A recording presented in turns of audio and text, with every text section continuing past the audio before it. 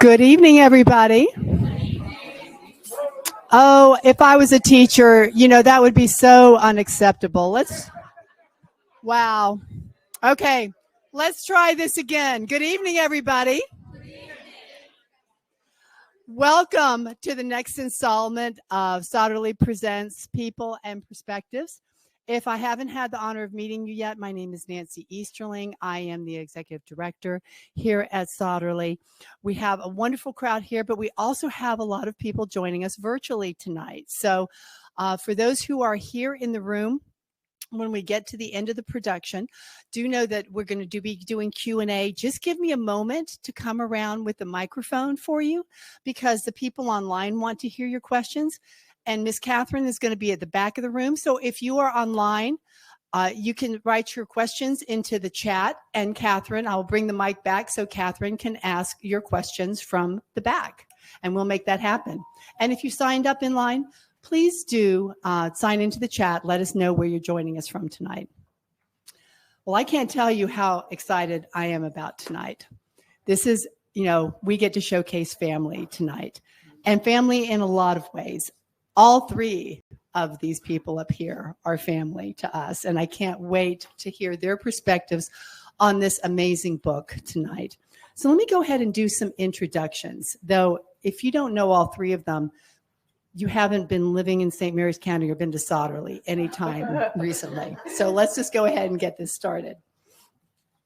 First, in the center, Donald Maxwell Barber. Do you know how long it took me to know that was your middle name? I just knew it was him. I thought you would have secret.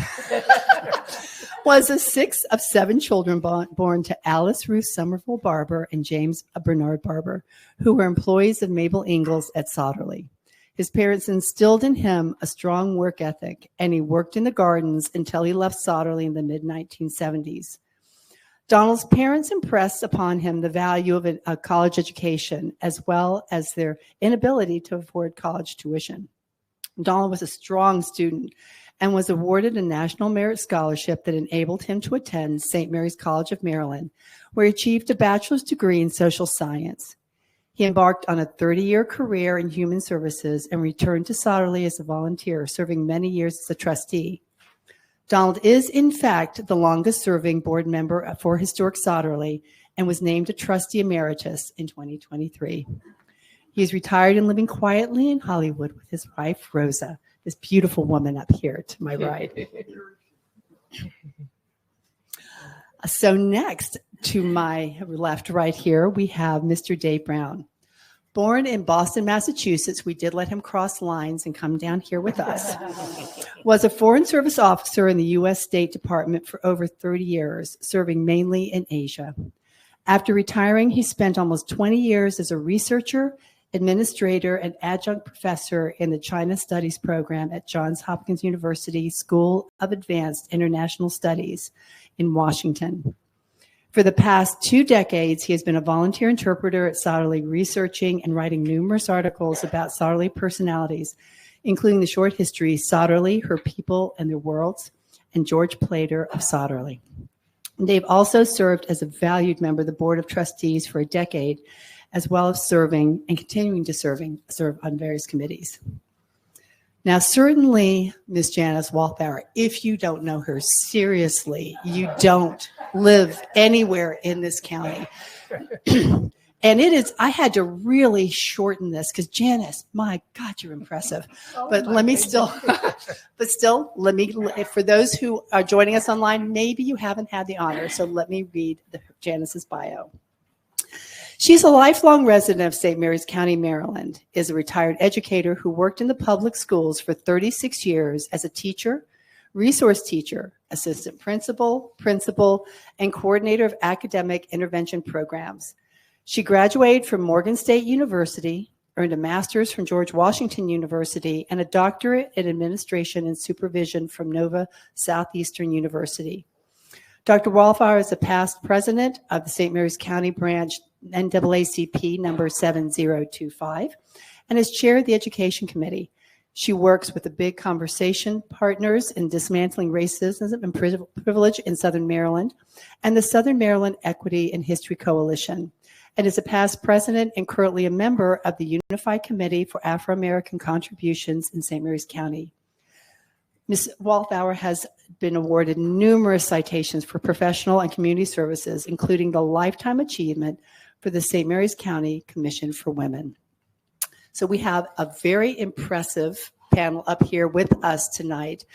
And so I wanted to turn it over to them to start the conversation. So Donald, what if I start with you? How does that sound? That sounds like a winner. Okay, you go for it. Okay. I'd like to begin by introducing my family members, because a lot of the book is based on interviews with them, and they're luckily sitting right up here front. So right here is my brother Carol. Okay.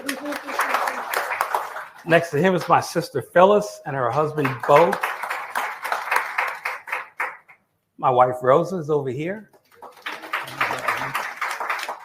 My brother Gerard. And then in the row behind them, we have Beverly and my sister Mary. Unfortunately, my oldest brother, who we referred to as Little Bernard, passed away in 2015, so he's not with us now.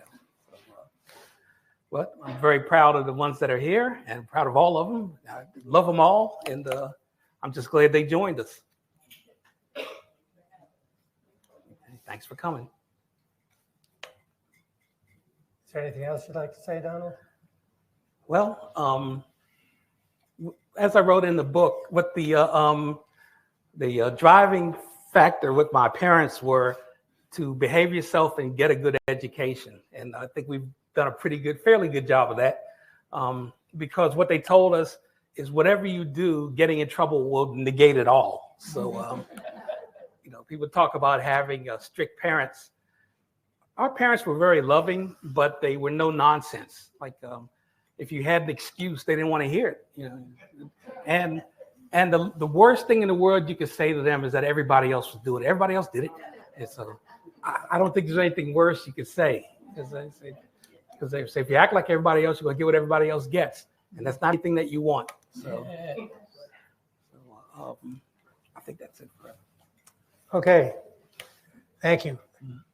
I first want to say how happy I am, Donald, that all of your brothers and sisters came today, because you and they are the stars of this book.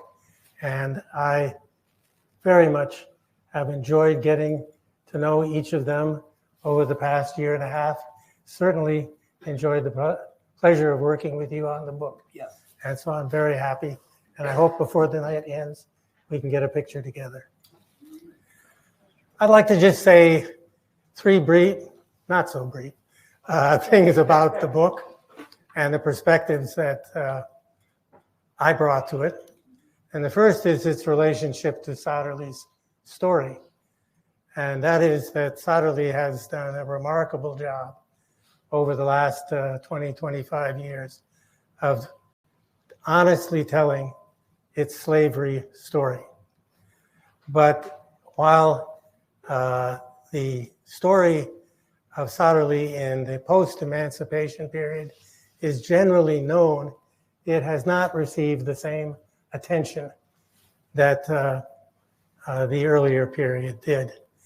And so when Donald and I were chatting, and it became apparent to me that he wanted to write the story of his family, I saw a chance to cooperate with him in helping to fill that part of Sotterley's story in a way that would be beneficial to the community as well as to Sotterley. And I'd also written a short article on a man named J. Spence Howard, who was for over 20 years a member of Mabel Ingalls' board of the Sotterley Mansion Foundation when she was running it as her pet project out of her back pocket. He played a role in transitioning from her leadership to a normal kind of nonprofit board. And I saw Donald's story as taking that a step further, because his longest period on the board coincided with this period in which we began to do 2 things. One was to tell the story more honestly, and the other was to bring in, and Donald was a big part of this, more and more African Americans into the Sotterley family in leadership positions. And so I thought that was an important part of this. So at the end of the book is a separate chapter on Donald's tenure on the board and all that he contributed to make that happen. So the Sotterley aspect of it was one thing that was important to me. The second, and Donald and I were on the same wavelength on all of that. The second was that I knew I did not know much about the experience of African Americans in the county after emancipation and how they experienced the segregation and the civil rights movement. So this was a learning experience for me. And I learned a great deal through the process, thanks to the kindness of Donald and people like Janice, who would speak to me, and all the members of his family taking time to share their stories with us. So I learned a lot, and continuing to learn at my age is important to me.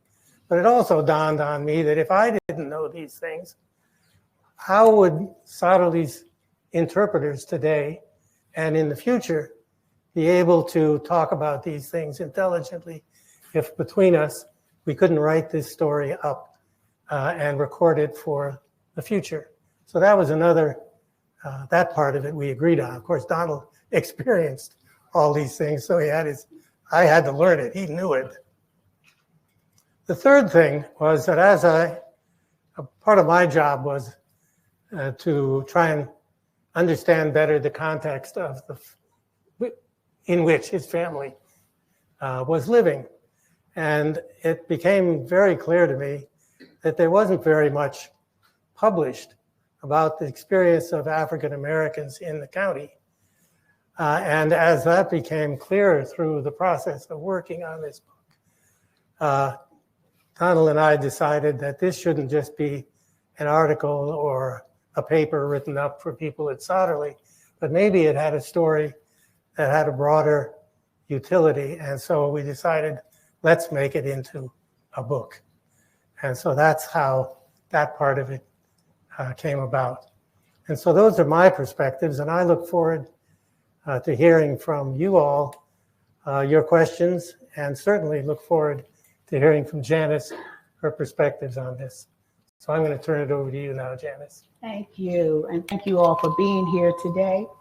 And Donald told me that he wanted me to talk about what the county was like during the era when his parents, grandparents, and all first started, and how it all evolved for them being here at Sotterley, yes, and what St. Mary's County was like. And the educator in me, I had to write it down. So now, as we put the Barber family story in context of St. Mary's County's story during that era, we see the challenges and opportunities that African Americans face from emancipation through Jim Crow and the Civil Rights Movement to the present. The importance of education to African Americans and their relentless pursuit of it become self-reliant, prosperous, always seeking to move forward in the never-ending quest for fruitful living, and of course, for dignity and high self-esteem. All of this connected to this family's spirituality and faithfulness in their religious practices and beliefs. So excerpts from a book I have here called In Relentless Pursuit of an Education. It's all dog-eared and papers in it. It's called In Relentless Pursuit of an Education, African American Stories from a Century of Segregation from 1865 to 1967, and was written by the Unified Committee for Afro-American Contributions. Some of our members are here, raise your hands. Some of our editors of this book are here. African American Contributions gives the context for the Barber family research and the story of the Barber family, its history. And Donald was the president of this organization for a brief time before he had to stop this work due to his illness. But he was also a very faithful member of the History and Research Committee, helping us tape stories and do all of the above. But the mission of this committee is to document, increase understanding of, and foster African American contributions to the history and development of St. Mary's County, while advocating for improvements in health, education, and community building for all citizens of St. Mary's County. And Don and David, you have certainly joined them in that mission to document and tell the Barber family story. So that's a part of an ongoing opportunity to hear the stories of African Americans in St. Mary's County. Excerpts read that St. Mary's County has been historically one of the more southern counties in Maryland and its racial attitudes. This reality is reflected in the fact that African Americans, who currently constitute 14% of the county population, 14% of the county population, and comprise the majority during most of the 19th century. And that information has largely been neglected in the official histories of the county. As the county that is the center of the 17th century Maryland colony and the site of its first capital, St. Mary's City, St. Mary's County has played a large role in the state's history, and on its landscape are many historical sites and museums. One such site is what we all know now is called what? Sotterley Plantation, but is now historical Sotterley, which is what has evolved within the last historic years. Sotterley, yes. Historic Sotterley, no more plantation. It was built in 1703, and Sotterley Plantation grew to become one of the largest plantations in the Chesapeake Bay region. An economic hub of its own, Sotterley's wharf on the Patuxent River saw the export of tobacco, corn, and lumber produced by the enslaved population of the plantation. Ships arrived into the port, carrying captive Africans alongside luxury goods from Europe. Of course, the luxury goods that kept the farm thriving and surviving were the enslaved people who arrived on those ships. Sotterley was managed by a succession of powerful owners. We know about that. Nancy keeps us informed of the history. And the plantation's income eventually collapsed without the outlawing of slavery in 1864. The buildings and gardens, of course, have all been restored as we walk around and see how beautiful it is on the site. And today the site operates as an educational organization with national historic landmark status. The Sotterley seeks to engage visitors with the challenging realities of history, cultivating a respect for the past and natural environment. But when we hear the word plantation, we know that some bodies had to work to keep the plantation thriving and making money for the owners.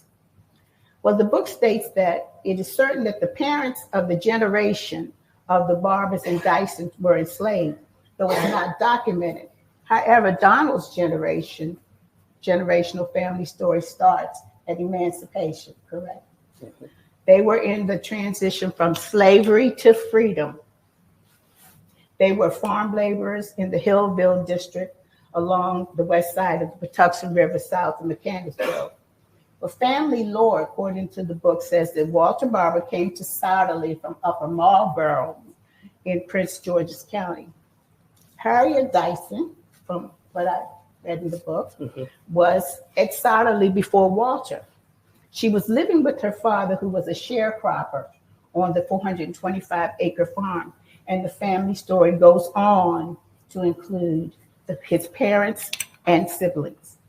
After slavery, the plight of African Americans getting an education was really hard. 1 and 2 room schools for Blacks only. The Phyllis Wheatley School. How many of the brothers and sisters went to the Phyllis Wheatley School? That was a 1 room. Did you have 1 or 2 rooms? 2 room schools for Blacks. Some of the older brothers and sisters attended. Those that wanted to further their education, like my mother, Jeanette Thompson Talbot, and her brothers around in the 1920s, they had to move to DC to get a higher education. I also wonder, and I've been thinking about that lately, how did they get back and forth? And did they come home on weekends from Washington? Because I remember my trips to Washington. You know, it seemed like forever. It sure did. It was a major thing. It was a major accomplishment. But they did. They went and they got that education. And that was the Barber's family's whole, this is what your mom wanted for all of her kids to get that education, But the move from 1-room schools to consolidated schools for Blacks happened. So they went to Banneker. We all know how many of y'all went to Banneker. You all went to Banneker, yeah. And it was the first high school for Blacks in the county. And my sister, where is my sister? We went to George Washington Carver. We were rivals in those consolidated schools, basketball rivals as well. Yes. But then the Great Migration did happen, once slavery, the emancipation started and all. The Great Migration, all those Black folks that lived in this county left. I always said it's because they were afraid they were going to get enslaved. Somebody was going to pick them back up and put them back into slavery. But it was sort of like that anyway, because with the sharecropping businesses and all that was going on. It's very exploitive.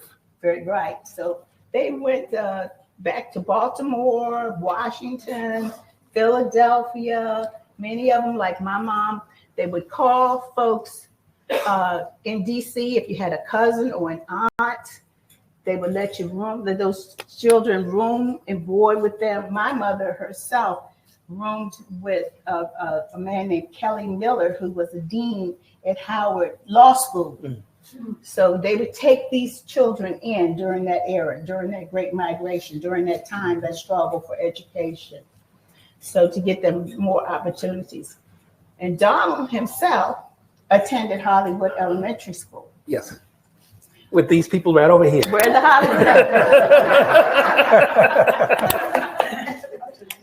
where he faced racism and low expectations from his teachers because he was a black student, a black child. A child who could read at an early age, and always he and his sisters and brothers were encouraged by his mother to read and learn. Do better than we did. Be all that you can be. The family went to a segregated church. Black sat in the back. And I thought that people probably think in my mind that, oh, they sat in the back because, you know, that's where they wanted blacks and relegated to the back. Probably so. But during that era, St. George's, St. John's, they paid pew rent. So the people with the most money paid the most money for their pews. They sat in the front. If you couldn't afford a pew, which, you know, very few blacks, you were going to be in the back regardless. I guess some whites sat closer to the back than blacks, but they paid pew rent.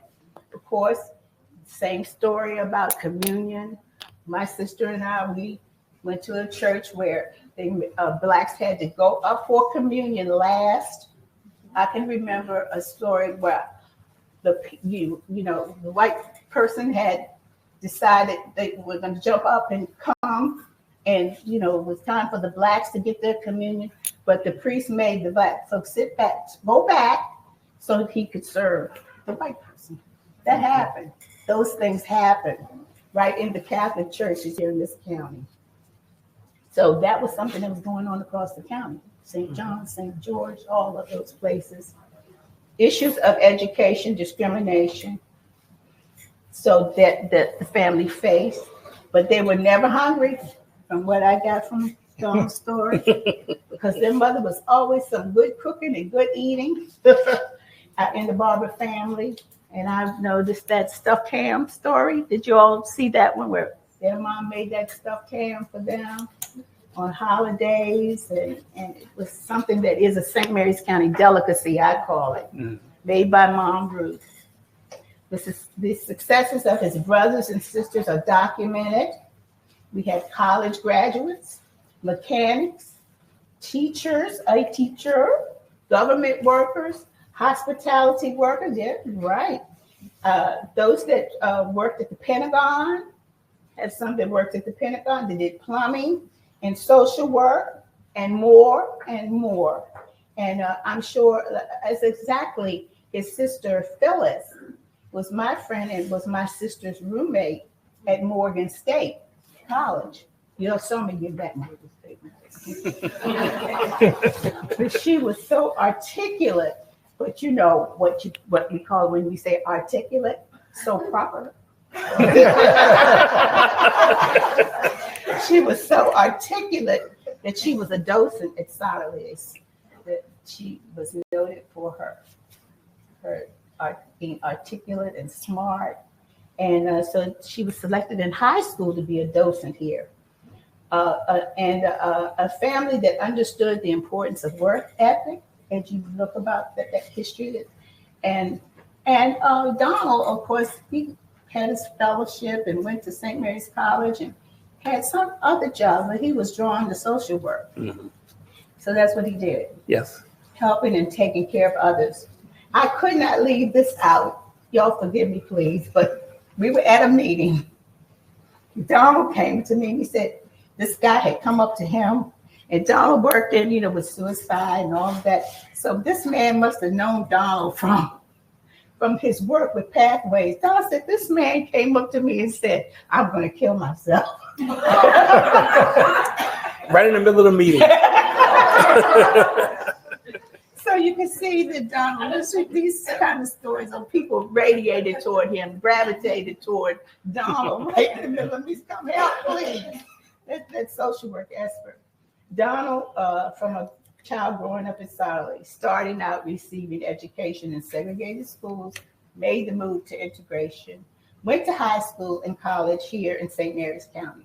St. Mary's College of Maryland was also segregated until Elizabeth Barber, I don't think she's related, Elizabeth Barber, no relations, I think integrated the school and paved the way for others.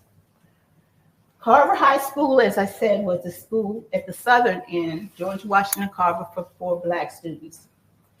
Donald had several jobs, and I said human services is what he gravitated toward in helping others. Hopefully, the history recorded that in the Barber family story will help the Black community and all citizens of St. Mary's County rededicate ourselves to the values that ended the eras of slavery and segregation through civil and human rights movements as we move forward in the 21st century. In today's climate of division in our union, goodness knows we need it. Thank you.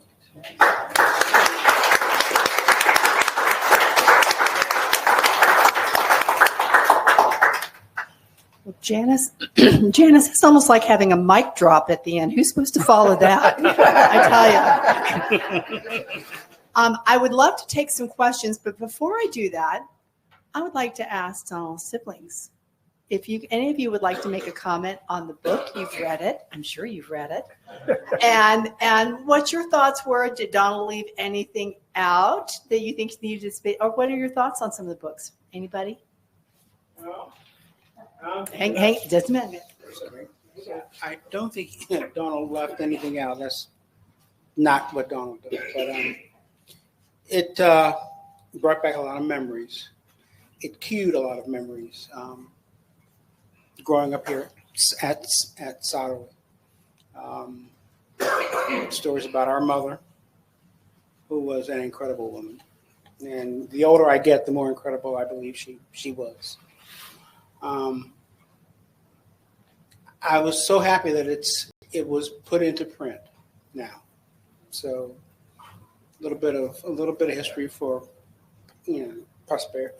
posterity and something we can reference later. Yeah.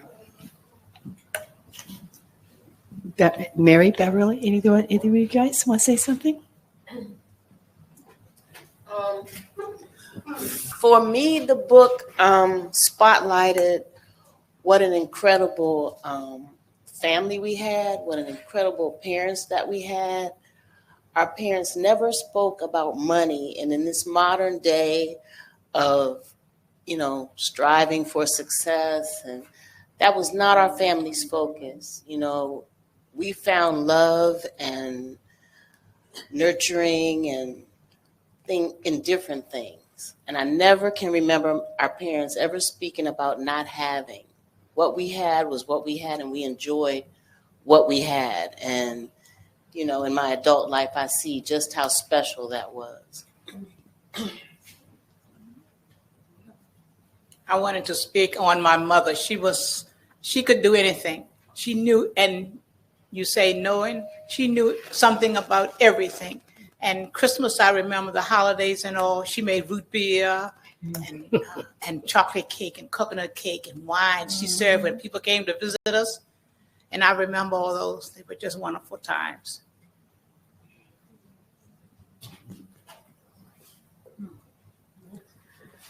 I always thought that we were just an ordinary family, and I still believe that we were an ordinary family, but we had so much other than material things, and those are the things that count.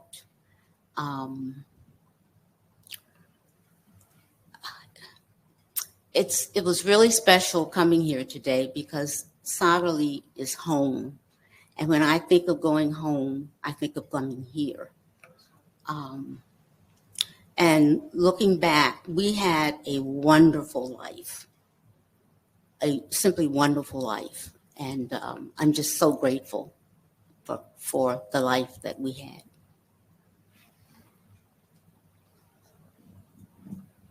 So does anybody, and Catherine, I don't know if you've motioned to me if we get any questions on the website, on the webinar jam. But does anybody have any questions? Some of you may not have read the book because you were waiting until tonight to buy the book. But do you have any questions for any of our panelists? So I'd like to pick up on the comment made about ordinary family and ordinary people. But Donald, your dad came into the county from outside of St. Mary's County, correct? No, he From Upper Marlboro? no, he was His father came from Upper Marlboro. his father, yes. And Janice, if I'm right, did your dad come from the Midwest? No, my dad, well, Arkansas. Arkansas? Mhm. So the question, Janice, you mentioned the migration out of St. Mary's County, and anyone living in the county, knowing the history of the county, knows how isolated this county was until Pearl Harbor. And then you had people coming into the county, maybe who saw things differently and saw their rights differently. How did the blacks who came from outside of St. Mary's County contribute to the progress and changes in whether it's race relations or human rights or whatever you want to call it? People coming from outside of the county contributed to the mindset of this county. And for both of you, you have family history on that. What could you tell us about that? Well, I can tell a story that my mother told me, was that when election time came around, it was time to vote. She said a white person would come into the voting booth with the African American and tell them which levers to pull. And my mother was a very oppositional kind of person. So she said whatever lever was the furthest from the one that they would try to get her to pull is the one that she would pull. So that was her response, because my mother never was a good reader. She was later in life, after she had had a stroke, they did they do the testing, and they said that she had an undiagnosed learning disability. So what she used to call being shamefaced, she thought that she was just painfully shy, and they had a lot of reciting in front of class back in those days. So she would just pretend like she couldn't read, so that they would go on to the next person. So she was not a good student. Well, she went through, I think, the 8th or 9th grade, and that's as far as she went in school. Sounded very wise for being relatively limited in her education. Yes. I mean, she did a great job parenting, obviously. Thank you. Well, see, working at Sotterley, she came into contact with people that were from outside of St. Mary's County, and people that had wealth would come and visit Mrs. Ingalls. And before her father, people that would come to visit. So she would be working, cleaning. People were, treated her with respect when she was working. So she learned that there was a better life and to set your sights beyond St. Mary's County. And my mother, as I said to you all, went to school in Washington. She graduated from high school, went to about a year of college, and then she started working in a munitions plant during the war and did work from that point on. But my father was from Crossett, Arkansas, and he was stationed in Walter Reed. He had just joined the Army, World War II, and met my mother at a little club somewhere in D.C. And that's how they met, and they got married, and they moved to Crossett, Arkansas, and that did not work out. And so my father, then they came back to live in St. Mary's County, and my dad he has a story in Slackwater that says you can't lick a thing by running from it. And he thought, that things should be better in the county and all. But my sister and I laughed. We said, but we've been to Crossett, Arkansas. It's a little town. So anyway, but he just took an interest and did so many things to be actively involved in the county. His name was Fred Talbert, and he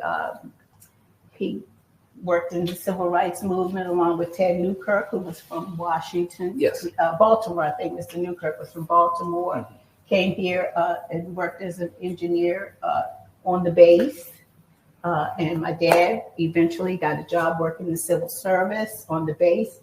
And he was a member of the NAACP. We used to go to the meetings over at St. Aloysius Hall. We sat in the back, the kids, my sister and I, while they had the meetings.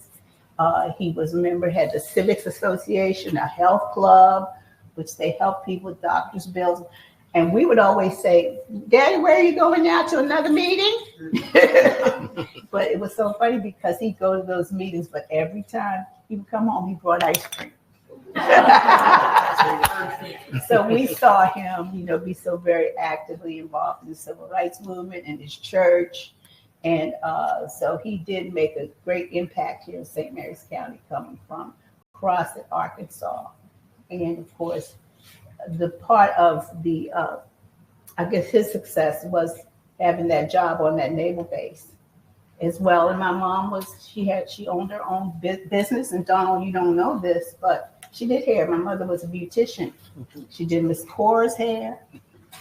She did Miss Gertrude's hair. Those are Donald's aunts. Yes. And when I started reading that book, I said, well, I know them. Miss Burkins. Well, I know them anyway, but I knew them as people that I knew in the community. And she did Miss Bertha's hair, Bertha Stevens. She did all her kids. Some of them would come down and play with us. So it was a connection there from that base as well, in terms of the economic engine, as they like to call it, to provide those opportunities. But that community involvement was really my father's. I guess it was like his hobby and his church. Sounds like a story. Yeah. Throughout the book, you talk about the fact that being at Sotterley made you, in some ways, a little bit better than other places in the county. The book also talks about Sotterley's support, Mabel Engels supporting the family. So it was like, well, it was a plantation, but there was something special about the relationship. Can you talk about that at all? Sure. See, the best thing about being at Sotterley is when you cash your paycheck and went through. Because a lot of people work at various farms around the county, and usually they got paid in cash. It was very little amount of money, but it was like whatever the guy had in his pocket, he would just dole out among the guys that were working. But at Sotterley, they would get a check from, usually it was signed by Mrs. Ingalls, to tell you the truth. And you could take it to the bank. I remember my father doing that, going to First National and cashing that check. And then it was on to McKay's Foodland. And every once in a while, we would go to Safeway in Lexington Park. But usually it was McKay's Foodland on Hollywood Leonardtown Road, which is gone now. It's something else. It's called something else. But even the Lexington Park McKay's is gone now. So, and they built a big, nice one up in the northern end of the county, and that's gone too.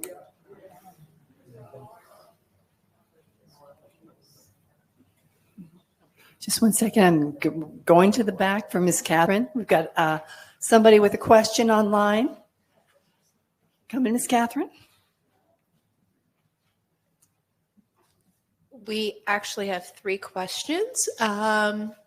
How have Donald, your siblings, and the younger generation in your family responded to the book or reacted to the book? And we have somebody ask, Nicolette Somerville has asked, what makes Sotterley special to you today? So 2 different questions there. Okay, first we start with the reaction to the book. Well, they're all here, so You were not disowned. I'll take that as a good sign. Definitely. So, nobody stormed the stage here, so we seem to be doing okay. The book was writing the book actually was a cathartic experience. It was getting everything organized. I thank Dave for this because we talked a lot and put the book together from that. And I was always proud of my parents. My father had a harsh, horrible life, and you usually read and you see stuff online is that people that underwent all this harshness are harsh to their children. My father was the kindest, gentlest person in the world, but he was also the strongest person in the world. So his strength was like a umbrella that shielded us instead of us having to fear him or be, try to, well, you got to behave because he's coming. We would run out to meet him at the car when he came home. So he was that nice a person. And very protective of us. Yes. Growing up in segregation, I remember being invited to a little white girl's birthday party in my first grade, and he was concerned. And I was saying my father was very protective of us coming up in segregation. That I went to Hollywood School once it was integrated and had been invited to a birthday party by one of my friends who just happened to be a little white girl. And my father was concerned about that. And he called her parents to say, did you know your daughter invited, my daughter, who's a little black girl, to her birthday party? And, it was late 60s. And so the mother was very progressive. I remember my friend had 2 older sisters in high school who reminded me of Janice Joplin. So they were very progressive people. And she said, anybody my daughter invited is welcome in my home. So, I just remember him, like my brother was saying, he was a giant to us because he was tall, slender guy, but he was so gentle and loving. Very nurturing environment that we grew up in.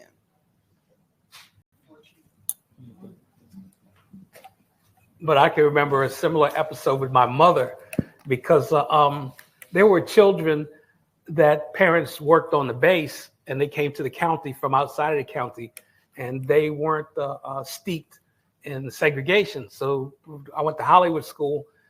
One of the little white boys invited me to his birthday party.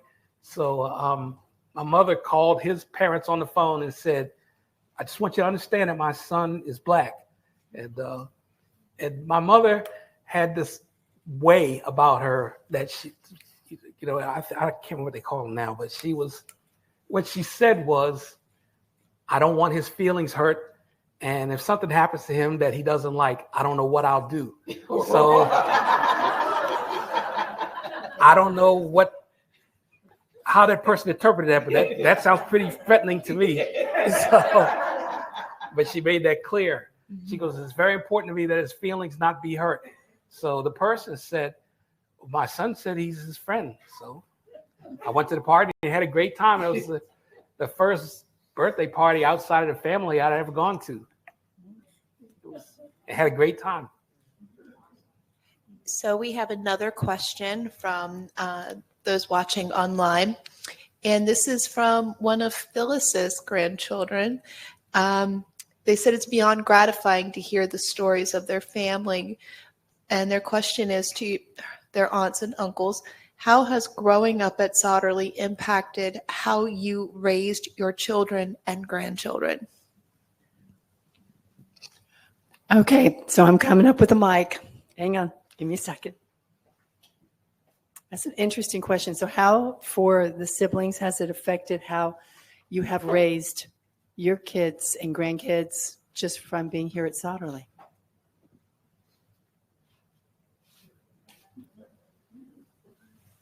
Don't everybody speak at once. It's a hard question to answer. Is that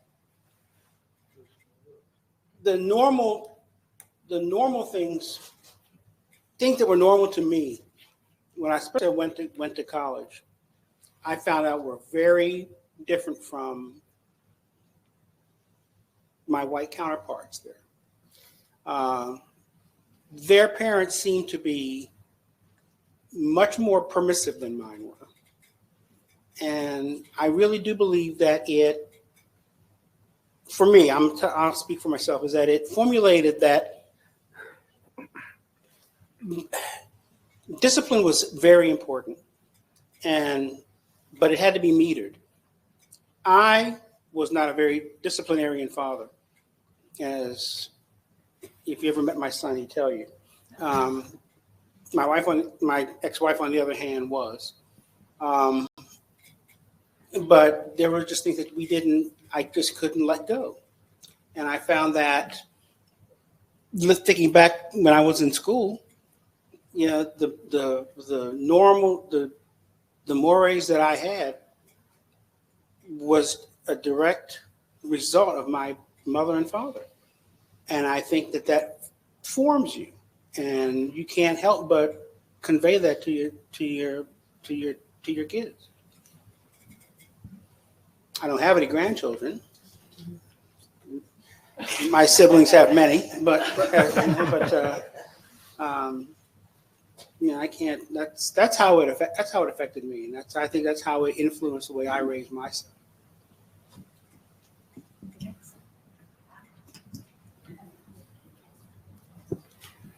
I had 5 children. I lost one. But the 4 that I had, I made sure that I put them in Catholic schools. That was the best I could do for education. And I have one with an associate degree, one with a bachelor's degree, and one went to Lincoln Tech, and the girl went to Washington School for Secretaries, the other girl. So they all did something. And my grandkids, I have one boy in dental school. I have one granddaughter that's graduating now, and I've got one, grandson. He travels. I don't really know what he does, but he does something in computers. He does something in computers, and he travels a lot. And he graduated from Bucknell. Yeah, and he graduated from Bucknell. Wow. And my grandson that's in dental school, he graduated from St. James, a boarding school also in Hyattsville. Anybody else want to comment on that? One thing I wanted to see if I could get you guys to comment on a little bit. Janice, as you outlined so well in your talk, your family was here during a very transitional time in our nation's history. You look at post-emancipation, you look at segregation, you look at the civil rights movement. And I wanted to know if you could talk about that a little bit, not only in the microcosm of Sotterley, but St. Mary's County, because your family, you all went to different schools. Donald, there's a great picture, and you guys are going to see it in the book. Lisa and Jan and Donald are all in a class picture together. And now it's your job to see if you can find all of them when you look at the book. Who's who? See if you can I'm find. kind of easy to pick out. He is easy to pick out. In that picture, yes. You can see that. He is easy to pick out.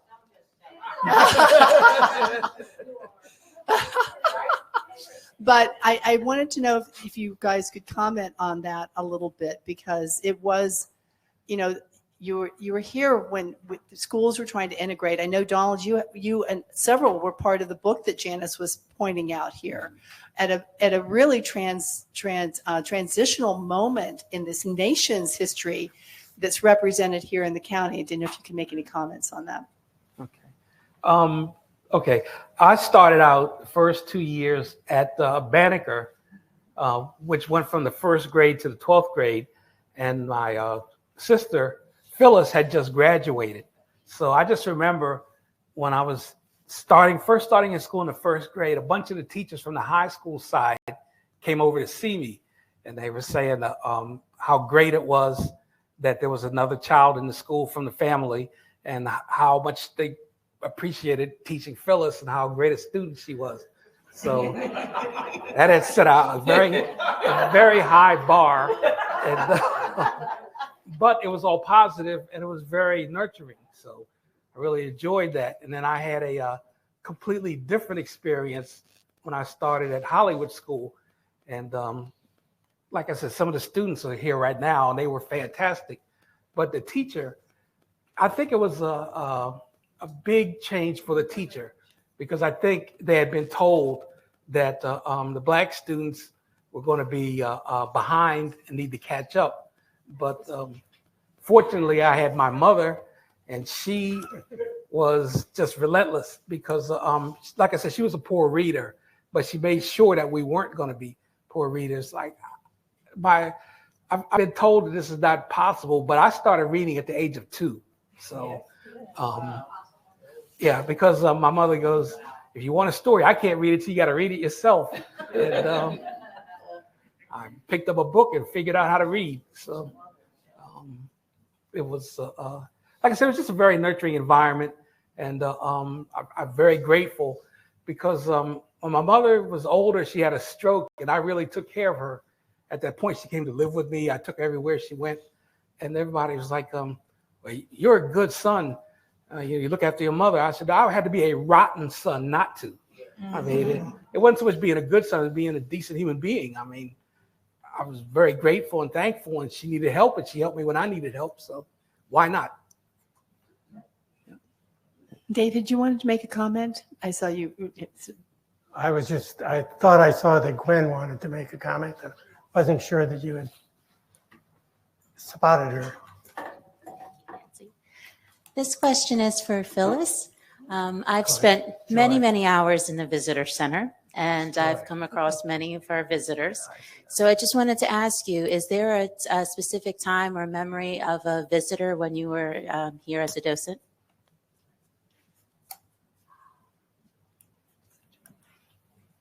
You have time to think, because I've got to get the mic to you. I can't think of any one incident that stood out. I do remember one occasion in which one of the visitors commented.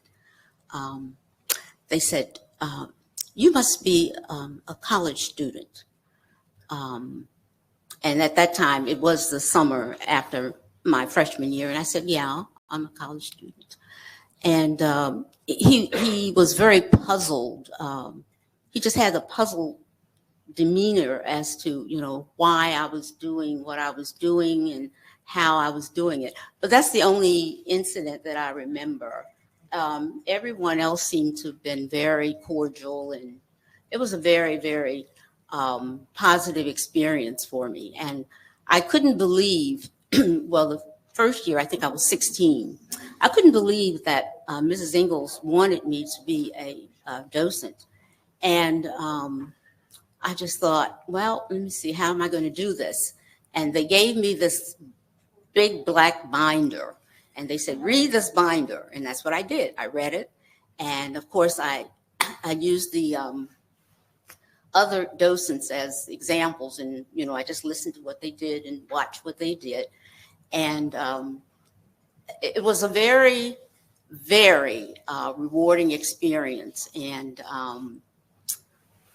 it just gave me a lot of confidence at that early age that I could do this.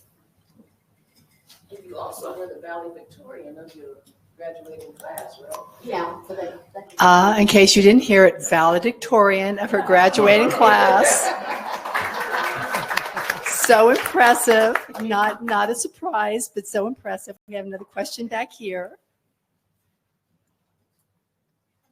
I'm not really sure what my question is, as much as I'm really proud of you all. I love your family. I haven't read the book, but I feel like you are just amazing people. And I want to know how you feel about St. Mary's County today and its diversity. And would you want to raise your kids here today? Or would you still want them to go up to DC and get their education, primary? I don't know if this is a good question to ask or not. That's actually a very good question. I worked in children's mental health, So I have no children. And, so I don't know how to take that, Donald. because I've seen everything that can go wrong with them, and it's some bad stuff. So I'll defer that to my siblings. Any of the siblings want to answer that one? Would you still want to raise your kids here? St. Mary's County now seems to be a very conservative place, and it's not. I don't think as open and liberal as I would want for my children. No, I don't think I would want to raise my children here.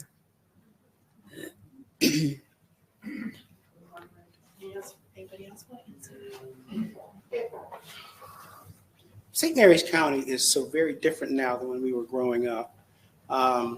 There was a hierarchy, and you were very much aware of it. Everyone around you was. But I don't remember it being as hostile as things are now. I really don't think I would have wanted to have raised my son here. My son's a Columbia kid, and it was fun watching him having epiphanies from other students when he would hear about how things were in other parts of the country. And I really appreciate the fact that he had such a diverse group of friends growing up. I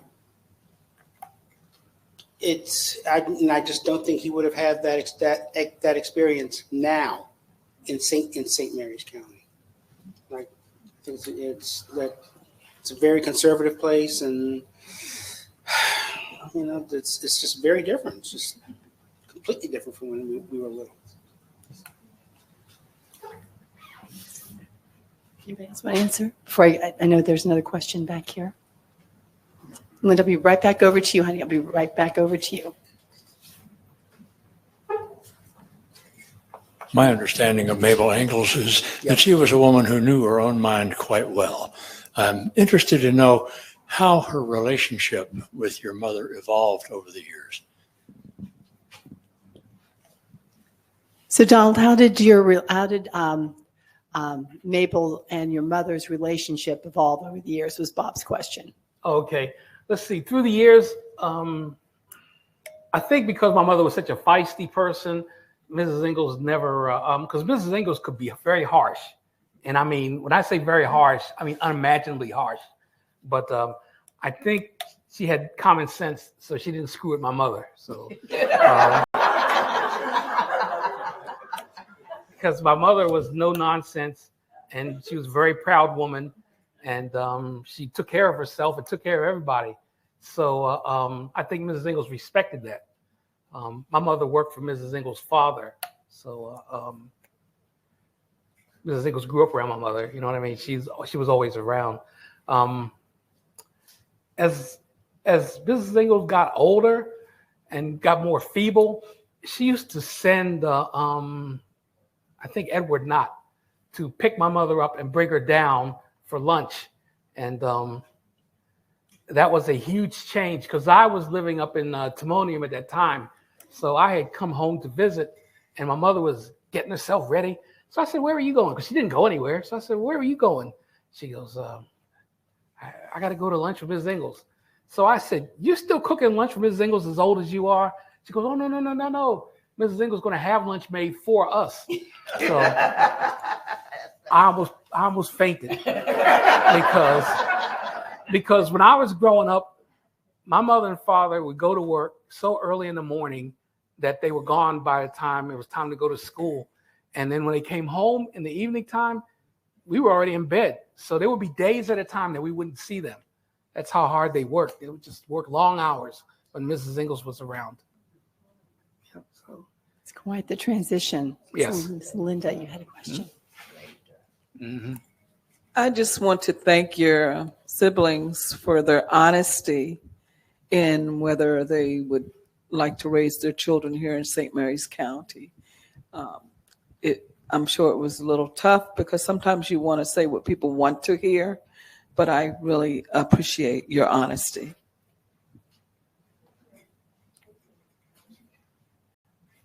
Any questions from the back, Catherine? Yes, just 1 second.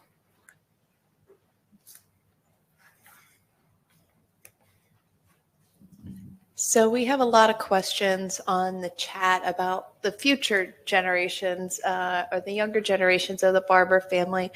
And they all seem to focus on what advice, if any, would you give the future generations of the family regarding keeping connections to St. Mary's County and in particular to Sotterley? Would you advise them to keep those ties connecting your family to the site or not? Once again, I'll defer to people that have children. So. I think that's a cop-out, Donald. So would you recommend that they keep ties to St. Mary's County and Sotterley, to this part of your history? Anybody want to answer? I would. I think it's a rich culture here. Like I said, my upbringing and family experience here was a pleasant one. Just thinking back, I never recall being called the N-word or anything like that. So there are a lot of good people in St. Mary's County. The country's climate has changed. So, St. Mary's is experiencing that change as well. But like this room of people here tonight, it's a wonderful group of people. So that exists here. So I think that's worth, preserving. Yeah.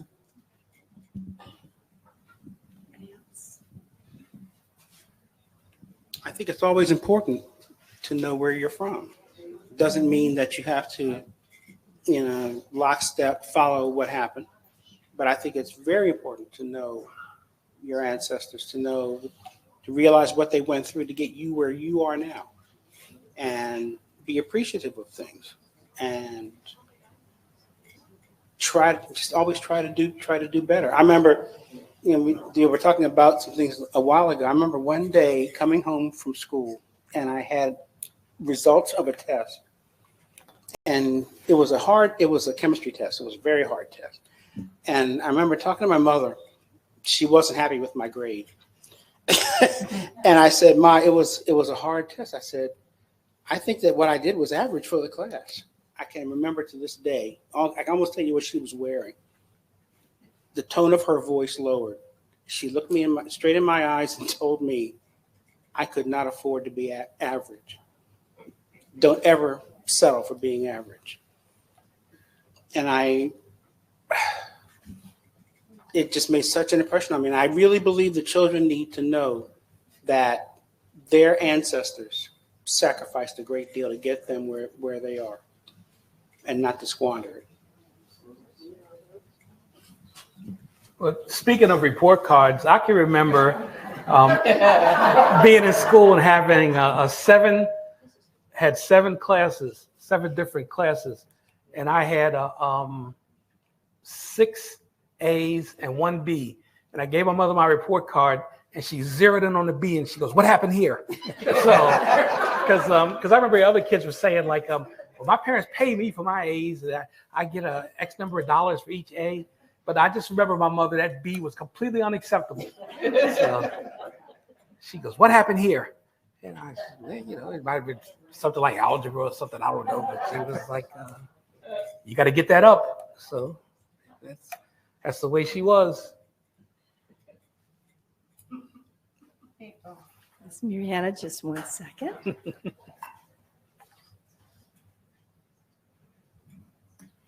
So we know there are very few plantations left in this country that have been preserved with the history, the integrity, the respect of Sotterley.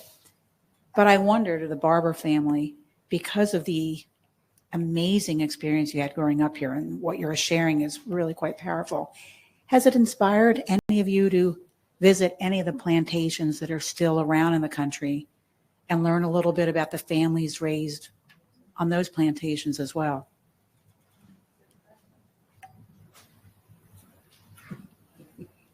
And you can answer that too, Donald. Okay, I'll go ahead and answer. Personally, I'm a person that hates to travel.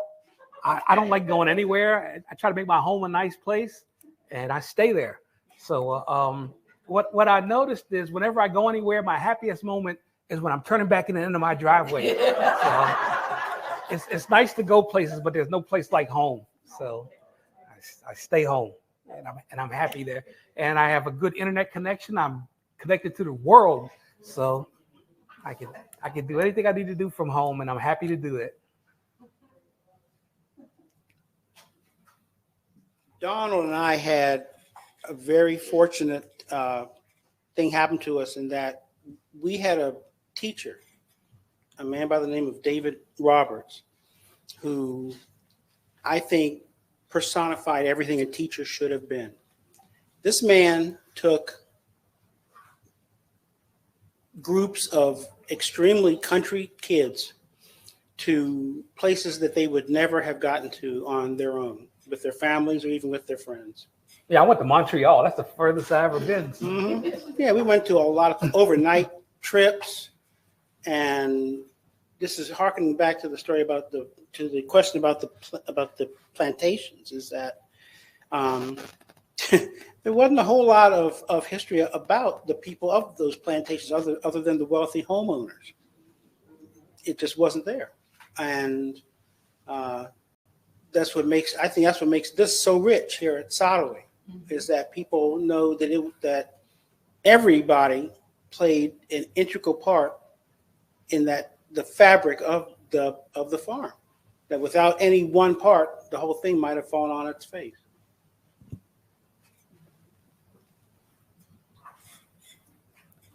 Meredith, did you have your hand? Yes. Alfreda, I'll be right back to you. Go ahead.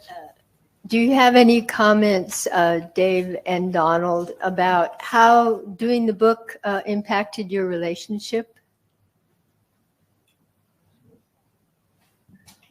You want to go first? I'll go first. I feel like we became much closer because what I liked about working with Dave is that he didn't treat my family like specimens, like a little thing scurrying around a Petri dish. It was a very personal experience, and he was very interested in learning everybody's story and meeting them. And he inspired me to participate in the writing of the book. So it was a very positive experience, I feel. Well, it certainly was for me as well.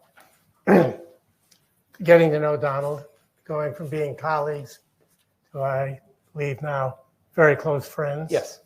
Was a transformative experience for me. And getting to know Donald's family, first African-American family I've really had any detailed exposure to, has meant a great deal to me and changed my minds and my attitudes. We, if I can make a comment on another, go ahead. This goes back to an early question of, was this an ordinary family or not? We talked about this, like we talked about many things. Yes. And we did agree that it was in some sense an ordinary family. Mm-hmm. But I think if from the discussion you've all heard tonight and the comments that his family have made, you might share two things that I feel that are not just ordinary. One is that they are very decent human beings, every single one of them. And secondly, though their family in some ways was ordinary, not all ordinary families end up telling inspiring stories. And I certainly felt in helping Donald write this, that I was writing an inspiring story that could be learning experience for other families, Black and white. Thank you, Dave. I don't know. Okay, I was Phyllis's roommate at Morgan State College in 1963. Excuse me. And I was really impacted by knowing Phyllis Barber Brown. I tell her that all the time. We talk on the phone about 2 or 3 times a week, political talk. You all be glad you're not listening then. But I want her children, her grandchildren, her brothers and sisters. I met all of you. I never laid eyes on you, but I knew all of Phyllis's brothers and sisters. She talked about them dearly. We got, Phyllis and I would have, thank you, would have philosophical discussions. Phyllis impacted me. She brought her family with her because she would draw from her experiences and I would draw from mine. And President Kennedy was assassinated while we were at Morgan. And Phyllis said, I think it's terrible, Elfrida, that Jackie has to put up with all those people coming from everywhere. Don't they know she's mourning the death of her husband? And I said, well, Phyllis at home, Janice and I, we go to all the funerals, and afterwards it's almost like a big party. You know, people haven't seen each other in years and everything. So I volunteered to come and pick Phyllis up. Phyllis was dating Bo with her husband. We call him Bo. But this particular weekend, he was doing something, and I said, well, Phyllis, come and, just hang out with me this weekend. By the time I drove from Valley Lee to Sotterley, I didn't know where I was. And Janice and I grew up traveling every other year to Crossett, Arkansas, which, when you had to stop and sleep over by the side of the road, that was like a 24-hour driving trip. And through the mountains of Tennessee and everything. And when I thought I was in the mountains of Tennessee. So by the time I got to Sotterley, I thought, oh my goodness, no wonder this child can't handle Jackie taking company from all over the world. But it was so wonderful. She made me become a honor student at Morgan. Because Phyllis had regiment, she had duty, she was very dutiful. And we would go out to dinner and come back, she'd sit at the desk and I'd take a nap. So finally I said to myself, girl, you need to get up. So I'd sit on the other side of the desk and study. We studied. And Phyllis she's very, very, very smart and very thoughtful. And the comments are correct. Phyllis drew on her experiences from her family. And she always, if you brought a problem or an issue to her, she always gave you the most thoughtful answer that she could come up with. I listen to her now talk about her children, her grandchildren, which she and Bo are very proud of, and her family members. We were roommates for 3 years. So we kind of knew everything about each other, and we talked to each other. So I want to thank the family. Thank you, Donald and Mr. Brown, for writing the book and sharing part of your history from St. Mary's County with the rest of us. And I could relate to that, but I can attest to the fact that I know that each of your brothers and sisters, Donald, that have gone out into the world, took their upbringing with them, and it was a protected environment. So when you went out into the world, you took your love with you, and you took your feeling of being protected with you. But I know, because I had to live with Phyllis for 3 years, like I said. So I know it was amazing. So thank you, Phyllis. I thank her all the time because I got out of school with great grades. because she was so dedicated. You know, she would sit at her desk and go, oh, and when people say, that's Phyllis, Phyllis has always been very proper. So she says, and she called me Freedy. Well, Freedy, I finished that. I said, well, when is it due, Phyllis? In about 2 weeks. So, you know, Freedy would be up the 2 or 3 hours before church. Get it done. Phyllis was just that organized, that orderly, that thoughtful. So I want to thank your mom and dad for providing. I know if Phyllis had it, all the rest of you have those traits as well. So thank you, family, and thank you for sharing the book with the rest of us.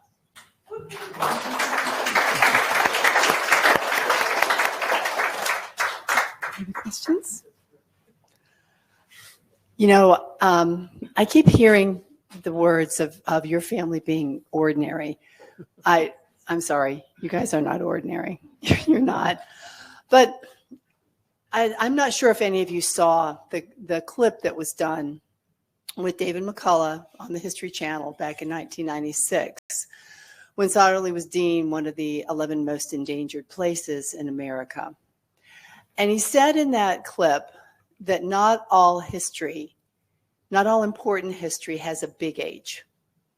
Some of it has a little h, but it defines us. It defines who we are, defines, where we come from. And I think your family's history is extraordinary in that it is a microcosm of this county and of this nation. And you said it beautifully, Gerard. If we can't know where we're going unless we know where we come from. And you by generously, you and Dave, by generously giving us this story, and Janice, you outlined this beautifully in your talk, it brings Sotterley to that next generation, because we so often, we get to emancipation and so often the story seemed to be stopping, but it didn't. And our story is still continuing. And your beautiful book brings us up to the present day and helps us understand this place and this county. And we are so grateful for you giving us this gift of yourself and your family and sharing that with all of us. It really is extraordinary. You guys, thank you so much.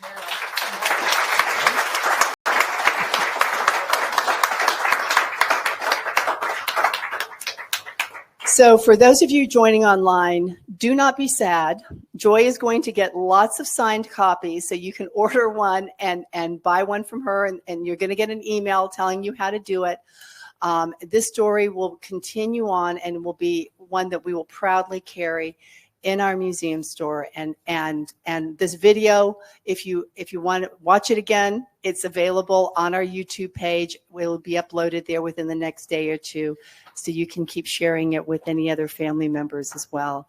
We're so glad you all joined us tonight. Thank you so much for being part of this very special evening with this very special panel and very special family.